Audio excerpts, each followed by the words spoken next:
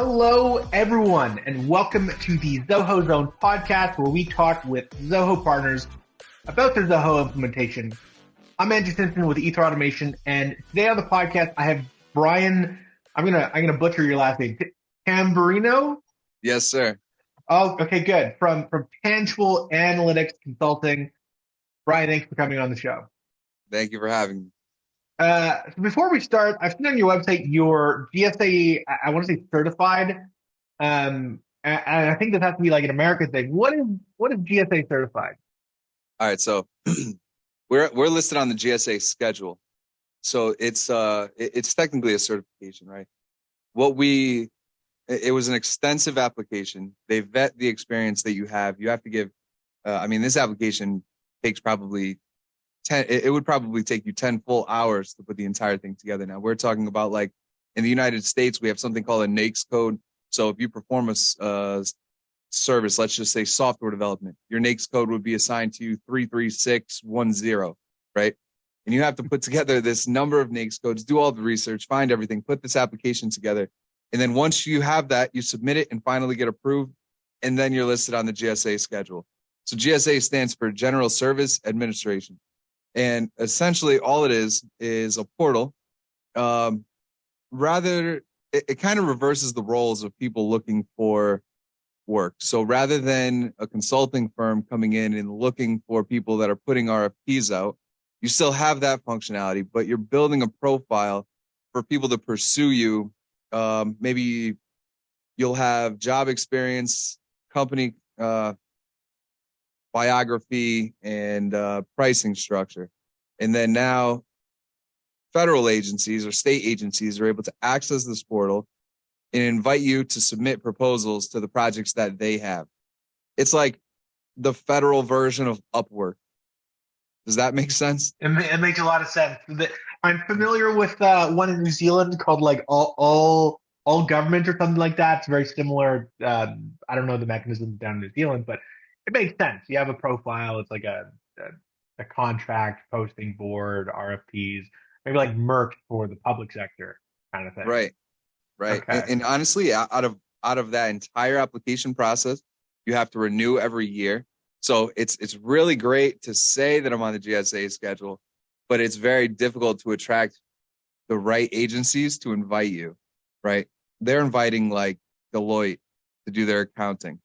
And there's a small business section, but oftentimes those are put out for proposals. So it's not as simple as it seems, and you do a lot of work, and you get about 30 character unique identifier, and I post that on the bottom of my letterhead, and that's that. That's funny. All right. Well, it's good to know. It's always interesting to know things about government bids or large enterprise bids that I had no idea how it works. So cool. Yeah, and honestly, I joke around. I don't want to discredit it at all, but it is a pretty big milestone, especially for a smaller company, because there's so much that needs to go into it, and it's a very elaborate process. It's not just 10 hours of filling out documents. Like, you need to really understand this, So just saying that, it's like taking the SATs, right? Just that just because you finish the SATs, you get a minimum score of whatever.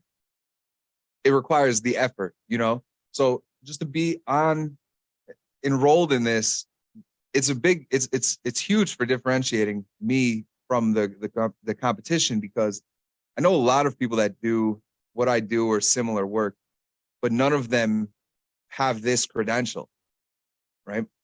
And that's kind of like my whole. That's what I've been striving to do since the day that I created this. Is just that I want to build the credentials. So anytime someone tries to discredit the work or the reputation, it's like, well, I've got this. Where's yours? Right? Yeah. Just super quickly though, this might be because I'm Canadian. SAT is like a. No. Like a graduating like education thing. I can't believe this.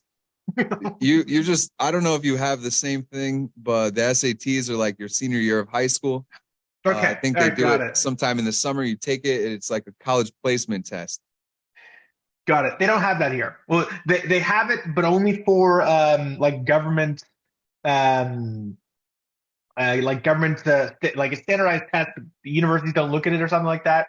They look at your grades, and Right. sometimes these tests impact those grades, but it's mostly just for the government to know, hey, are kids learning? Like, are we getting any better at anything? Well, Um, listen, uh, because I'm not the best test taker, like terrible. Okay. And I was a pretty intelligent kid in high school, but I took this test. I didn't care to be there. I bombed it. Then a year later, I tried to go to college, and because of the score of that test, I ended up needing to take six courses that were non-credit courses. ooh, So the poor score cost me time and money, which I didn't know. Right? I thought, who cares about this test? But in the U.S., we care about it. got it. Yeah. After this call, I have to tell you about. I had a different high school experience than most. So, uh, anyways. So, can you tell me about yourself and tangible? Like, what do you what's tangible analytics? How'd you get started? What do you do? That kind of thing. All right, so I started this consulting firm in 2017. I started it as an independent consultant. I came from corporate America. I was a junior analyst in the operations department. So really all I was doing was crunching numbers, looking at data, making recommendations. And I had a lot of really great people that helped me grow and learn. But when I was done with my bachelor's degree, it was like I wanted to continue to advance. And at the time, we were still working at Excel, and I'm reading all these things about, I don't know, Power BI was the big thing at the time. There was no room for growth. I couldn't use new software. I couldn't do all of this new, apply all this new knowledge that I wanted to gain. So I decided to leave and start the firm at the same time that I got enrolled in a master's program. So I started there. I began consulting under the scope of work that only an analyst would do. And I pretty quickly realized that no one wants an analyst unless they have the money to pay an analyst, in which case they would just pay an analyst, not me. Right. And it didn't work for a long time. So I had to pivot and re-strategize the entire business model completely and say, like, what do these people actually need? So I started to take on more of like hey, look at this. It's an operational improvement, blah, blah, blah. And I started to figure out the marketing, and I started to meet the right people and put myself in the right situations. And then eventually I met so many great people that I said, like, you know what? Consulting for myself is not scalable. I need to start building a team. So I started to build a team, but I didn't want people that were going to compete with me. So now I have all of these complementary partners, right? I have someone that's developed. I have someone that does HR consulting, and everything that we all do is pretty much data centric. And that's how I built the team, and that's how I improved the branding. And now the firm as a whole, I have probably 12 consultants or companies that I collaborate with, including you. We have a number of grant administration services, from finding all the way through project management and preparation of the application. We develop software. So this is custom in efforts with partners like you. CRM implementation, data migration from other sources, right?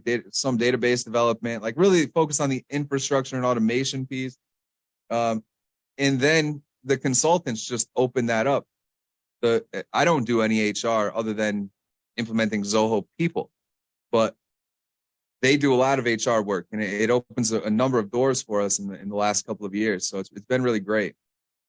Cool. So then, are you still focused on data? Like, what kind of project do you work on then with your clients?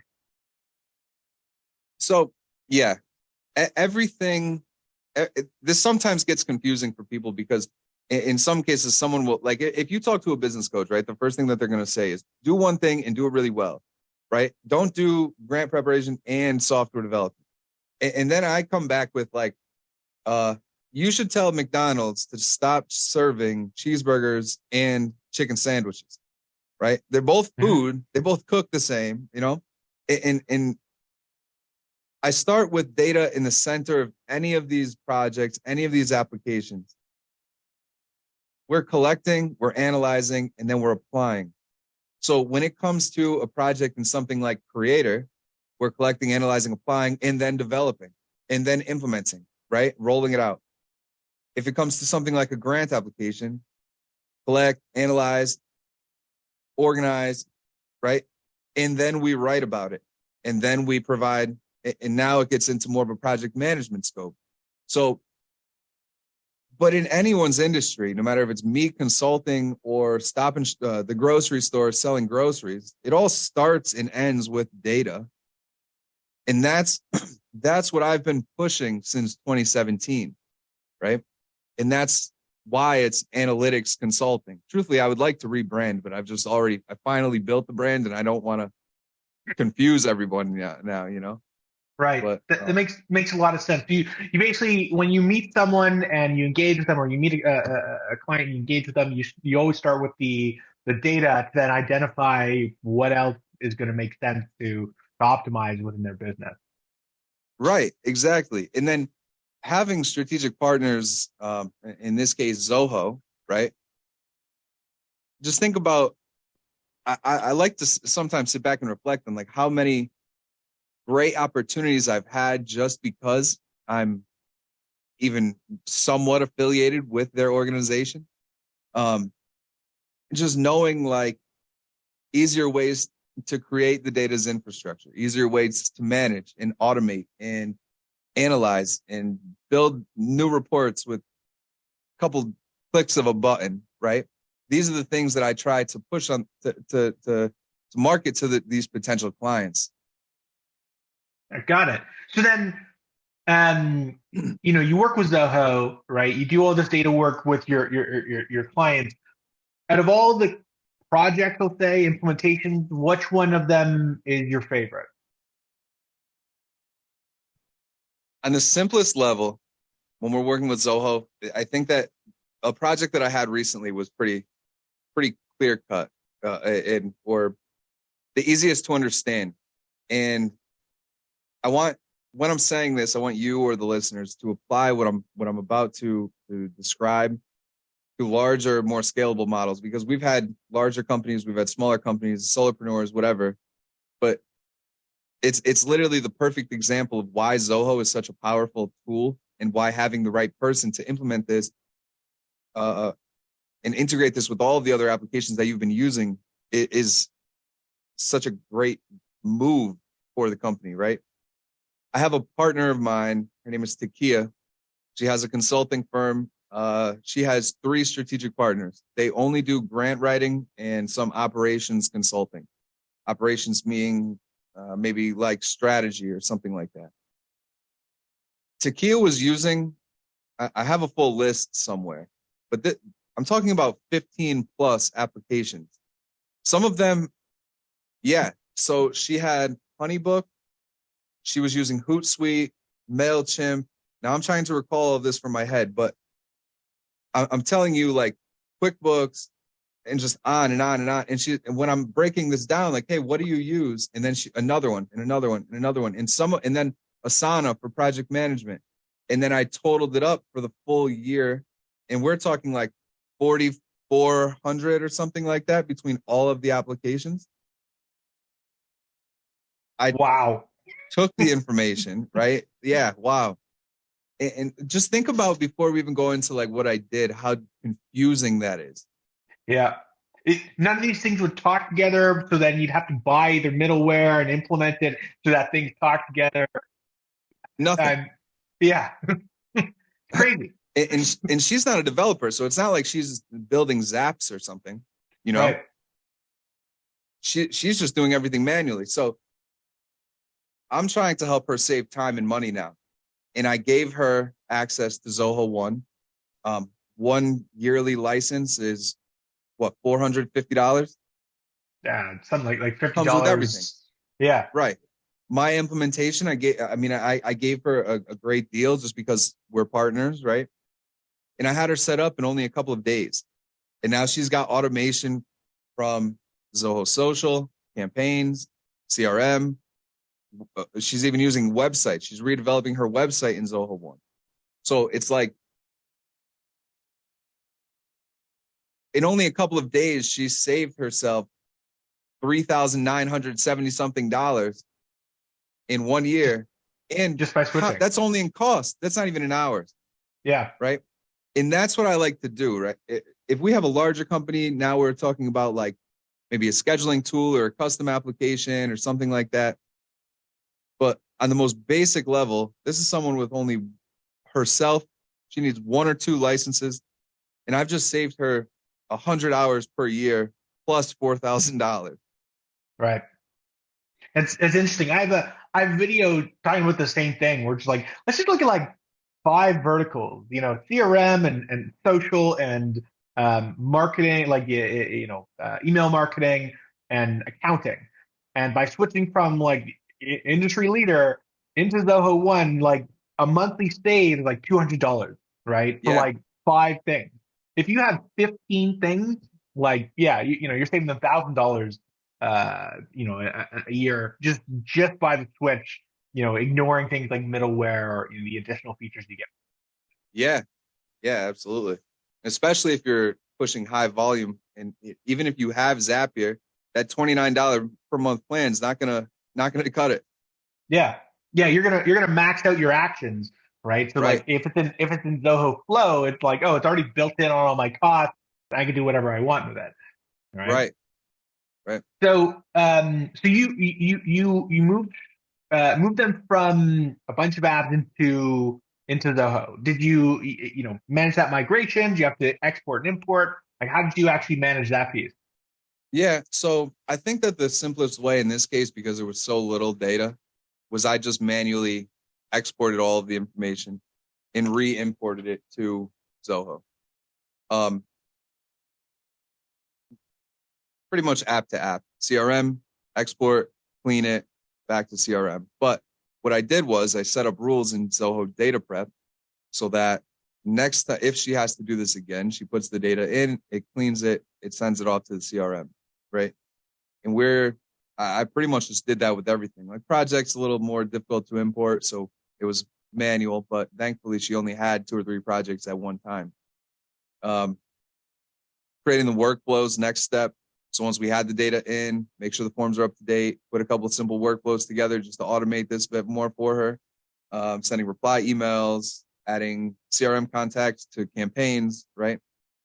Setting up a couple of basic templates for her to run with. And then, now I'm just there as support. So a little bit of training.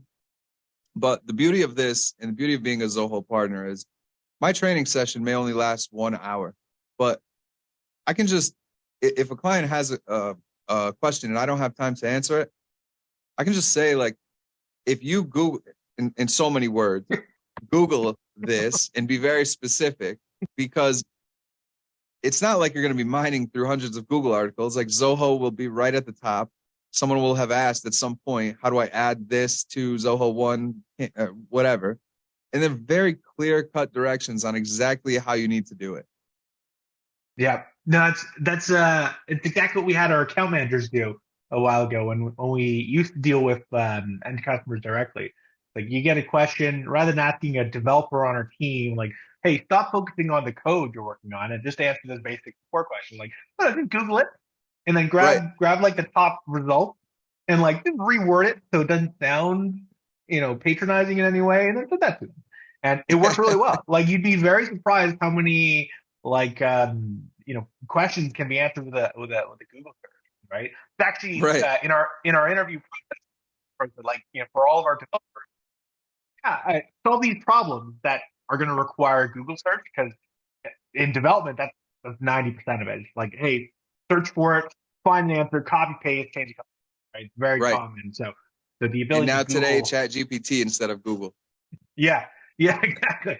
Which we'll come back to a little later. Um, so you implemented all the things for this company. You use data prep to migrate all their data into Zoho. They're able to cut out their. You focus mostly on grant, or not mostly, like you do a lot of grant application stuff, right? Did you do anything with grant applications for this client as well? Like, I assume that on one end there's the data stuff that you work a lot on, and on the other end there's the grant applications, right? Yeah, yeah. So it's actually it's more so set up to hit two different markets. So the grant administration and writing and preparation, all of that. This is for the municipal and the nonprofit market. Then the software in the CRM and or pretty much Zoho One, RapidMiner, Kixie, all of those programs. Most of my consulting, like my personal consulting services, that's all business. So in Takia's case, no grant administration was done. But Takia and I will be collaborating on a government project soon in which she'll be writing alongside me. Got it. Okay, so they didn't have any grant applications for this particular implementation. No. Okay. Do they write grants at all? Like, or do they apply for grants? Is that something as a part of their business model? So yeah, so they write actually for the same clients as me. Well, not the exact same clients, but the same vertical. They're essentially my competition. And but I like to partner with the competition because it makes everyone's life a lot easier, right? And provides us so many more resources than if we're just trying to compete one on one. Okay. Now, So, what I go did ahead. for Takia, so one thing that I did not mention, Takia had been using a grant management platform called Instrumental as one of the pieces of software. Now, I created a proprietary Grantable, Grantable. It's play on words between tangible and grant. And I created proprietary software for grant management. Now, we haven't found the right partner to be able to have live feed of data entering this database essentially yet. And there's a competitor called Instrumental that has it's essentially a CRM for grant management, right? Mm-hmm. There's a competitor. Takia is using that for the sourcing, but she was able to reduce the monthly cost because now she doesn't need this whole CRM piece. And we integrate that with Zoho. So we built this application to be with Zoho Flow. In the simplest terms, I put new grant leads into my CRM. It converts over to Grantable, the fields map, and then I take it from there for the actual grant management. So it's an easy way for me to track this from CRM, contact, account, deal, straight to my grant management tool for those grant clients, you know? Got it. So they're now using Grantable with their other software, but they're able to pare down the software, like the subscription that they were using before, and use Grantable in its place. Correct. Cool. And Grantable is built on Zoho? Yeah, it's built in Zoho Creator. Interesting. Okay, so you built the thing out in Zoho Creator. You've implemented it for them. They're not able to manage their grant applications through this tool. What kind of results did that have for them? It's been a short. Go ahead. Aside from the immediate monetary savings from switching from all these other softwares. So in my beta, so I just launched this software only a few months back, like officially launched. In my testing, I've saved countless hours, and more so than the hours, mapping. Here's how it works, right? And then we'll get into like the functionality of it. We're saving time, we're saving money, we're being more organized. And that's the key to all of this. We add a new application. Is it being awarded? We're tracking the proper fields. When do we have to report back? All of these different things. At some point, if it's awarded, it's converted to a project.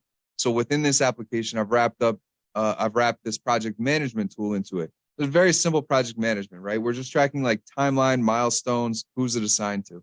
And in some cases, maybe someone in this municipal position or economic development or whatever would have a project management tool to track all these different things, but they're paying for this monthly. They don't really need all of the functionality. They're not building Gantt charts and distributing it to stakeholders and all this, right? They're literally just tracking project milestones and to know whether it was done on time. So because we now give Takia the opportunity to track her grants applications on the simplest level, built on top of Zoho if she wants to get more advanced with the project management.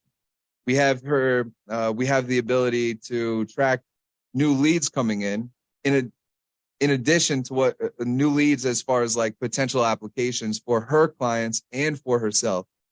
And then we can manage the storage. So every time a new application is created, it creates a Zoho work drive folder.